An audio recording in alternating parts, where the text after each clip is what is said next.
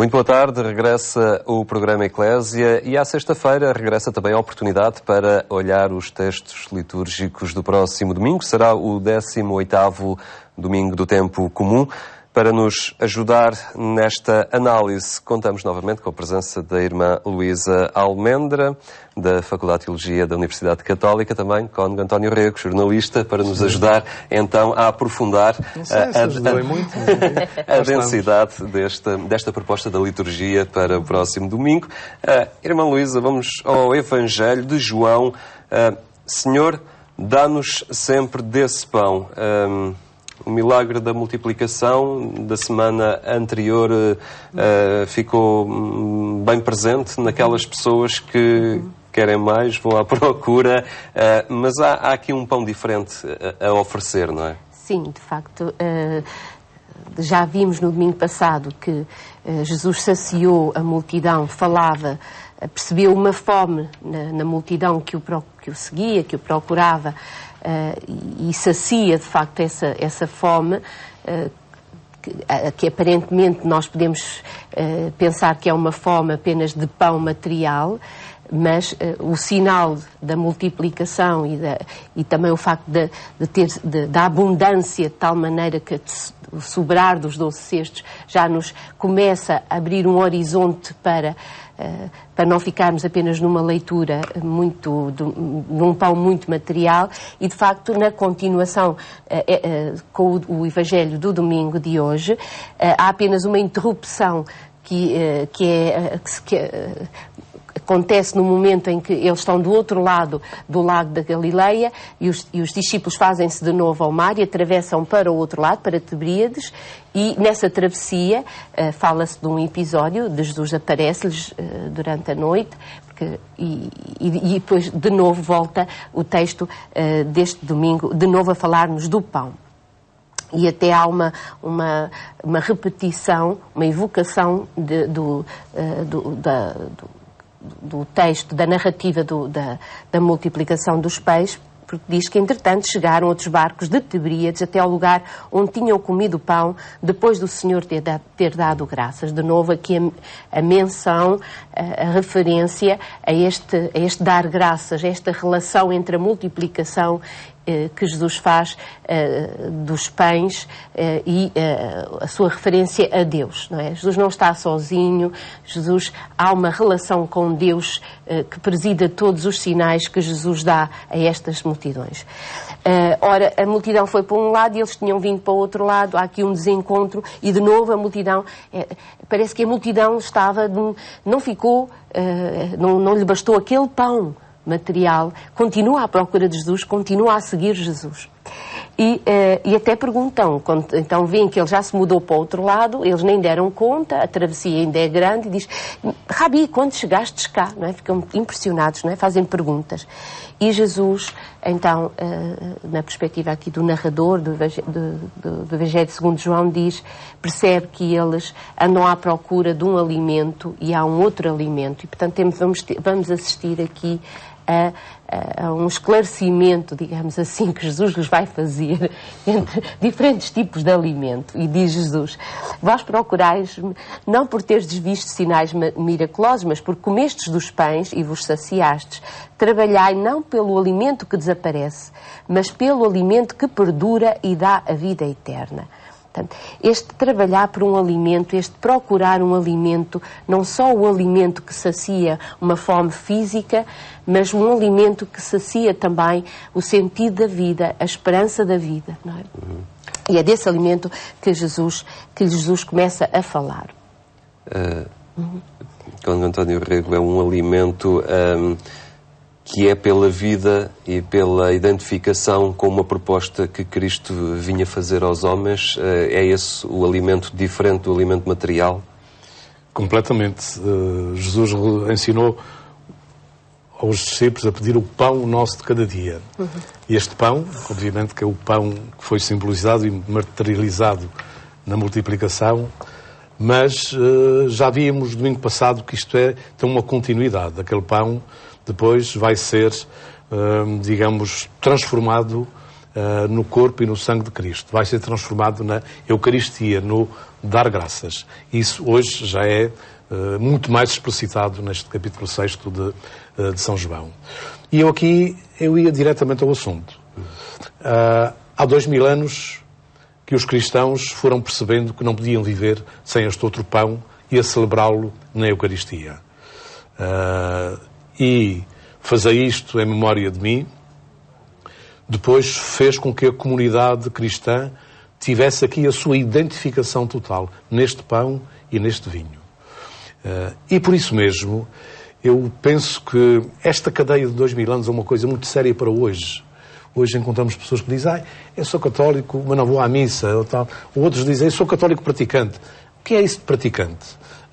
Praticante é só o que vai ao outro pão, que se junta com os outros cristãos para celebrar este outro pão, este memorial do pão e do vinho, do corpo e do sangue.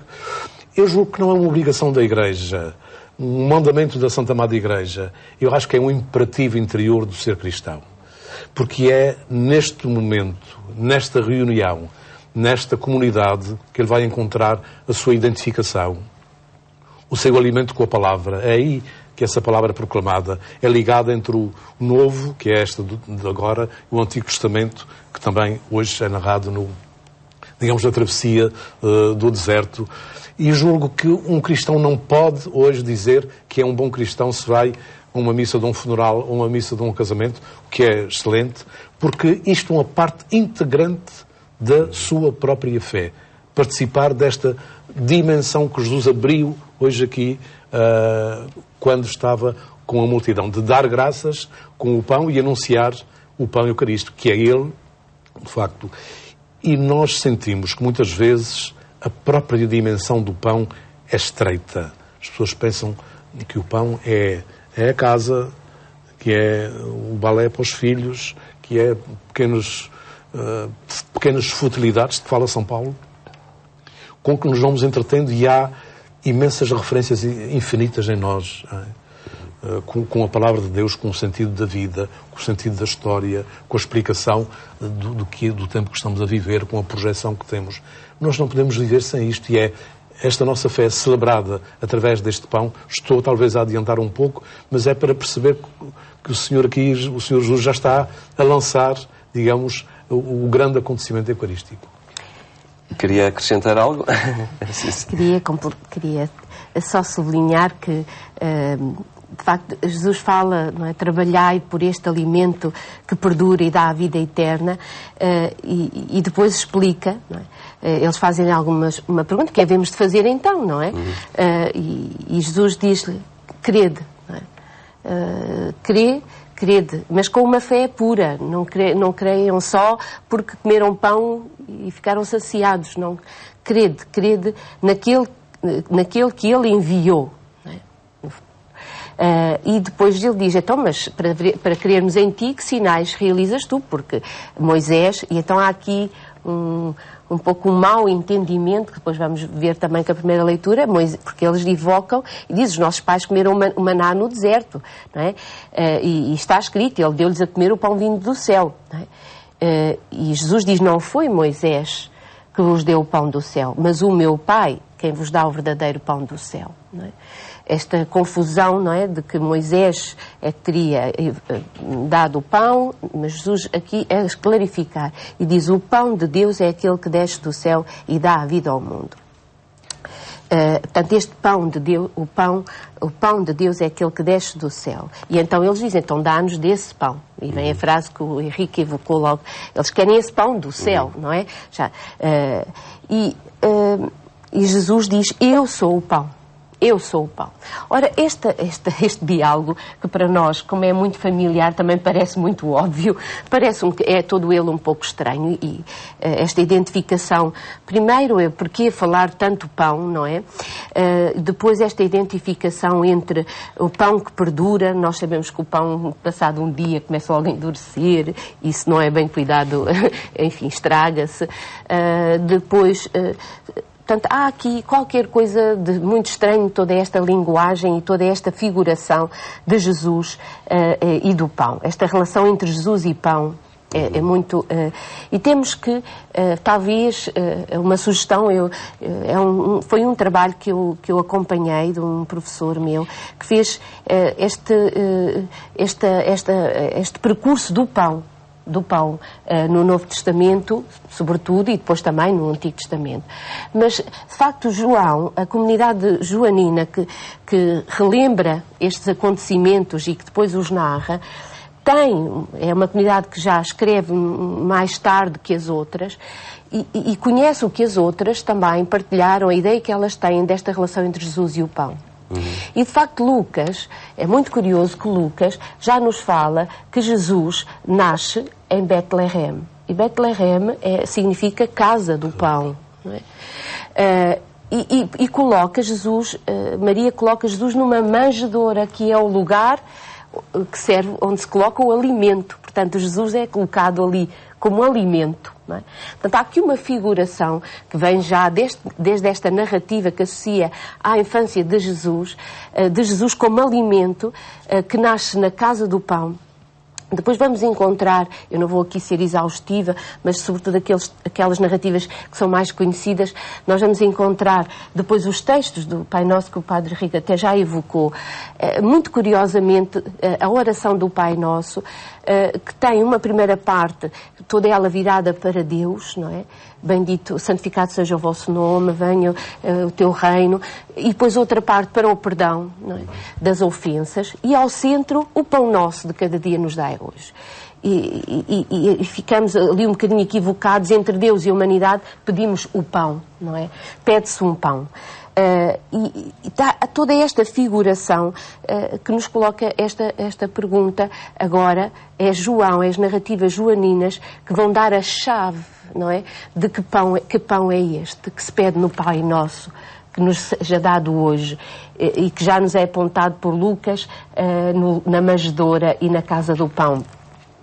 De facto, o pão, este pão que nós pedimos no Pai Nosso, e este pão que desceu do céu e dá a vida ao mundo, diz João, eu sou o pão da vida, é Jesus. Está aqui dito no Evangelho, a chave é dada. Está aqui dado.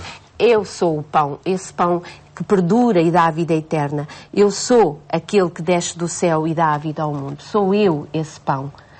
O pão que pedimos no Pai Nosso é um pão material, sem dúvida, mas todos sabemos que ninguém vive só de pão material. Também precisa do pão da dignidade. Só de pão vive o homem. Precisa do pão da dignidade, do pão do respeito, do pão do reconhecimento. Todos precisamos desse pão. E Jesus é do pão do perdão. E Jesus é esse pão que vem dar essa vida ao mundo também, que não é só uma vida material, mas também é a vida do sentido, a vida que nos vem da esperança.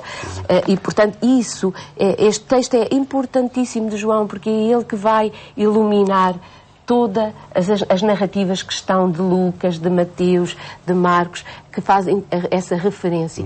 E vai inverter, deixem-me só dizer isso, vai inverter a primeira referência ao pão na Bíblia, que que se dá na expulsão do paraíso. Deus diz ao homem, a partir de agora, cavarás o pão com o suor do teu rosto. E aquele pão soa como uma maldição. E em Jesus não há mais essa maldição associada ao pão, mas o pão agora tornar-se-á, é ele mesmo, como dom e bênção de vida para o ser humano. Portanto, este texto e estas associações que nos parecem um pouco estranhas, elas são a chave de entendimento de Jesus como o alimento, como a esperança, como o sentido, como um pão, que é um pão do qual nós não podemos viver mesmo sem... podemos limitar-nos a comer um pão material, mas nós sabemos que isso nunca nos bastará. Na primeira leitura do livro do Êxodo, com António Rego, que também aquele povo andava em busca do alimento e parece ser a via do alimento que também Deus se serve para se manifestar e dar a conhecer a sua bondade e o seu grau de proteção e de amor em relação àquele povo que está desprotegido no deserto, não é? É mesmo a travessia do deserto. Não é?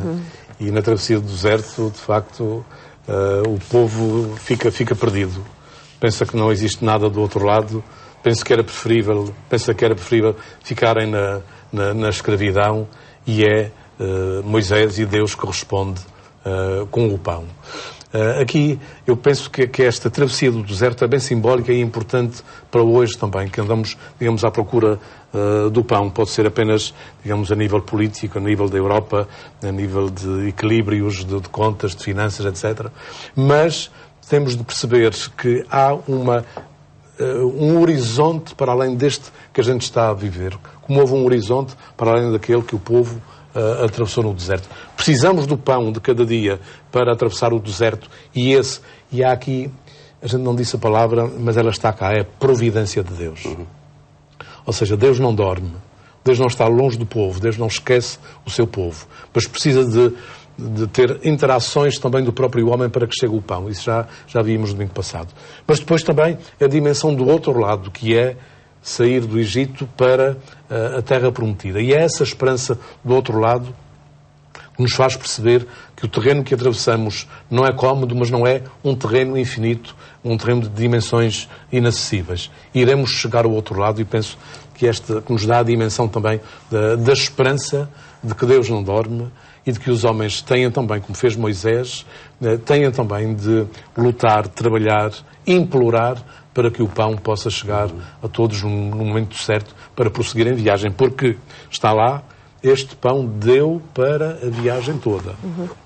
Não foi apenas um pão para uma refeição. Foi o alimento para todos os dias desta viagem até ao termo daquela tremenda travessia do deserto que nós hoje nem podemos imaginar. Nós já imaginámos povos em muitas situações de fome, os 7 anos de fome, de guerra, de epidemias, de doenças, mas pensamos que são sempre os outros. Ora, nós podemos estar a passar por uma pequena amostra de uma travessia de deserto, e precisamos ter o olhar também que teve o povo, e precisamos ter também quem possa, e acho que os cristãos podem ser no mundo este sinal de que o deserto não acaba aqui e que a viagem vai prosseguir. Portanto, este texto acaba por ser um texto de esperança do tal pão nosso de que falará Jesus, que já está aqui no deserto, em cada dia, no povo que caminha. Sim, rapidamente. Só sublinhava aqui um aspecto que o texto termina, que os filhos de Israel viram e disseram uns para os outros quando veem aquele maná, aquele maná, não é? O que é isto, não é? Eles não sabiam o que era, não é? E Moisés diz-lhes, isto é o pão que o Senhor vos deu para comer. Eu queria só sublinhar, já no domingo passado vimos que Jesus distribuiu, deu o pão, ele vai dar-se a si mesmo, este dar de Deus, que Moisés sublinha, o pão que Deus deu. Não é o pão que vocês foram comprar, que vocês... É o pão que Deus dá. Esta ideia de um Deus que dá e não só um Deus que pede. O Padre Rei falava da Eucaristia, e muitas vezes as pessoas, pronto, temos que dar a Deus um tempo, temos que dar a Deus... Não, nós não vamos à missa para dar a Deus nada, nós vamos à Eucaristia para receber de Deus. Não é? Esta transformação... É Deus que faz o grande favor de nos receber. Exatamente. Não somos nós que fazemos o favor. Esta transformação que nós temos que elaborar um bocadinho em nós, de que nós queremos num Deus que nos dá, que dá primeiro. E este texto, isto é muito significativo. Não é um Deus que pede, Deus dá. A nós cabe acolher este dom de Deus. Foi Ele quem nos amou primeiro, dirá também São João. É Ele quem faz primeiro sempre o dom. É característico da narrativa bíblica este Deus que dá. E eu sublinhava isto em relação à primeira leitura. Relativamente à segunda leitura, quem se alimenta do verdadeiro pão, Cônego António Rego, então transforma-se num homem novo. Num homem novo. Aí é que está. É a tal futilidade que São Paulo convida a fugir para nos despojarmos do homem velho. É a conversão da nossa inteligência, da nossa sensibilidade, do nosso gosto, da nossa forma de olhar os outros. No fundo, é isto que nos traz a grande novidade e que nós vamos aprendendo. Eu insisto que é muito importante para cada cristão, em cada semana, a gente pode ler a Bíblia em casa, eu também leio, mas eu gosto de ouvir a palavra de Deus proclamada numa comunidade. E todas as vezes que eu ouço, parece que quando estou a ouvi-la, estou a ouvir algo de novo, como nunca tivesse ouvido.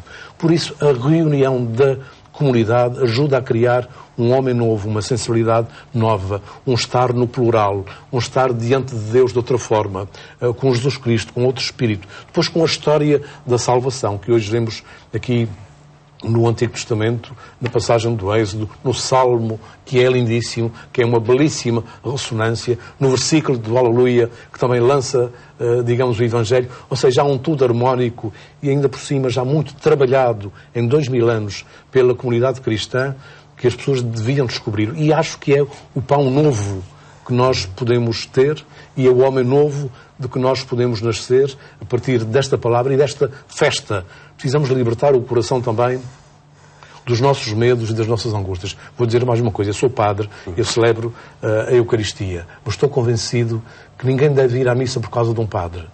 Deve ir à celebração porque é a palavra de Deus que está ali. É o sacramento da Eucaristia que está ali. É a comunidade que está ali. E há um sacerdote que é também importante, mas não é ele o elemento essencial. Ele pode ser até muito pecador, porque aquela qualidade que está ali não depende dele. E por isso às vezes as pessoas dizem, têm uma má desculpa a dizer, não vou porque não gosto desse padre. Eu acho que é um erro muito grande, porque ele não é o dono, ele está ali como um ministro que está enviado. E serve a palavra, serve a Eucaristia. Mesmo que diga 2 ou 3 disparates no meio da homilia, ele não vai estragar a palavra de Deus no seu essencial. Eu digo no seu aspecto humano. Tentamos não dizer, vamos lá, eu não estou a dizer que é uma regra boa dizer disparates. Mas isto para dizer que um cristão tem de olhar para a celebração eucarística como o pão, como a palavra, como a ação de graças, que eu quero dizer Eucaristia, como salvação, como homem novo. E isto faz-se pela presença da comunidade, que é onde estão mais 2 ou 3, e ele está em nome. Estou a insistir nisto porque me parece uma coisa importante, e é mais que óbvia, mas que é importante na vida da comunidade de hoje. Não é por causa dos censos, de haver muita gente que vai à missa, é porque as pessoas por dentro têm necessidade desta dimensão. Fica então este desafio, o tempo não nos permite mesmo ir mais além, este desafio então no próximo domingo e no nosso itinerário de cristãos, de nos aproximarmos do verdadeiro alimento para nos tornarmos então todos homens novos. A Eclésia fica por aqui, tenha um grande fim de semana, nós voltaremos a ver-nos na próxima segunda-feira.